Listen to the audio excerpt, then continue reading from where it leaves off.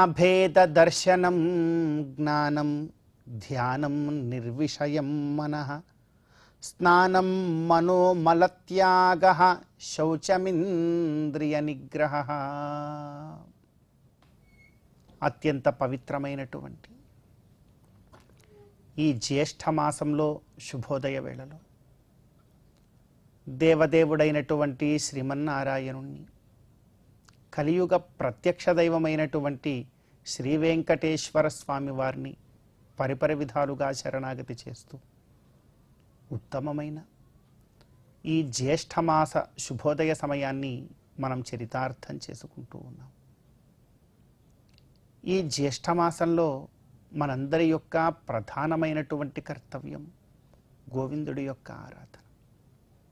గోవిందుణ్ణి ఎంతగా భక్తి ప్రపత్తులతో మనం ఆరాధన చేస్తామో అంత గొప్పదైనటువంటి ఫలాన్ని మరి మనందరం కూడా పొందవచ్చు. గోవిందుడి యొక్క ఆరాధన చాలు, ఇంకేం కావాలి?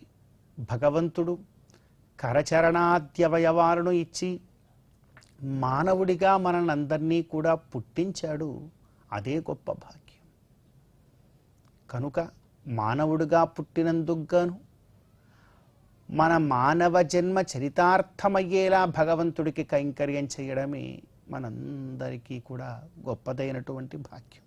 అందులో కూడాను జ్ఞానంతో భగవత్ కైంకర్యం చేయాలి, ధ్యానంతో భగవంతుణ్ణి మనసులో నిలుపుకోవాలి, స్నానాది శౌచాచార క్రియలను మనం కలిగి ఉండాలి.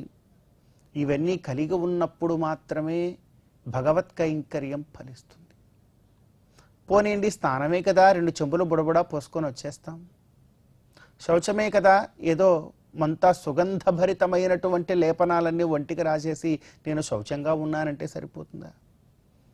నువ్వు రాసుకునే సుగంధ పరిమళ లేపనాల్లో ఉంటుందా శౌచం? 4 చెంబులు బుడబుడా పోసుకొని రాగానే అందులో ఉంటుందా స్నానశక్తి? కానీ ఏమిటివంతా కూడా? ఏది నిజమైనటువంటి జ్ఞానం? 4 పుస్తకాలు చదవంగానే జ్ఞానం వచ్చేసిందా? కాదు. వీటన్నిటి స్వరూపం చెప్తూ ఉన్నారు. అభేద దర్శనం జ్ఞానం, భేదరహితమైనటువంటి జ్ఞానం. ఎక్కడ చూసినా నీ కంటికి భగవంతుడు కనపడాల్సిందే తప్ప భగవంతుడి కన్నా భిన్నమైనటువంటి వస్తువు ఈ లోకంలో ఏదీ కూడా లేదు అనేటువంటి జ్ఞానం ఎప్పుడైతే వస్తుందో అదే జ్ఞానము తప్ప మిగతాది ఏదైనా నీవు జ్ఞానం అనుకుంటే అది భ్రమ మాత్రమే. అభేద దర్శనం జ్ఞానం ధ్యానం నిర్విషయం మనః. మరి ధ్యానం అంటే ఏమిటండి? అలా కళ్ళు మూసుకొని కాసేపు కూర్చుంటే ధ్యానం అయిపోతుందా? కాదు. నిర్విషయం మనః, నీ మనసు ఏ విషయము మీదకు కూడా వెళ్లకుండా నియంత్రించిన రోజున అది ధ్యానం. అంతేకాని కళ్ళు మూసుకొని కూర్చుంటాం, మనస్సు 100 విషయాల మీదకి పరుగులు తీస్తూ ఉంటుంది. మనమైతే కళ్ళు మూసుకొని ఉంటాం, దాన్ని ధ్యానం అంటామా? కుదరదు. ధ్యానం అంటే మనస్సును నిర్విషయం చేయడమే ధ్యానం. మరి స్నానం అంటే ఏమిటండి? 4 చెంబులు పోసుకోవడమా? కాదు. స్నానం మనోమలత్యాగ, శరీరం మీద ఉండేటువంటి మలాన్ని పోగొట్టుకోవడం స్నానం కాదు, మనస్సులో ఉండేటువంటి మలాన్ని పోగొట్టుకోవడమే స్నానం. అదే నిజమైనటువంటి స్నానం. అది పుణ్య నదీ తీర్థ జల స్నానము ద్వారా కలుగుతుంది అన్నారు. ఇంకా శౌచం ఇంద్రియ నిగ్రహ. మరి శౌచం అంటే ఏమిటి? ఇంద్రియములను నియంత్రించుకోవడం. మరి ఈ కార్యములన్నీ చేస్తేనే భగవత్ కైంకర్యమునకు మనకు యోగ్యత కలుగుతుంది. ఈ యోగ్యతలు కలిగి ఉండి భగవత్ కైంకర్యం చేస్తే మోక్షము తప్పకుండా మనం పొందగలుగుతాం.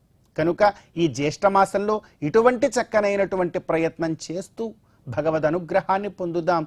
జ్యేష్ఠమాస శుభోదయ సమయాన్ని మనం చరితార్థం చేసుకుందాం.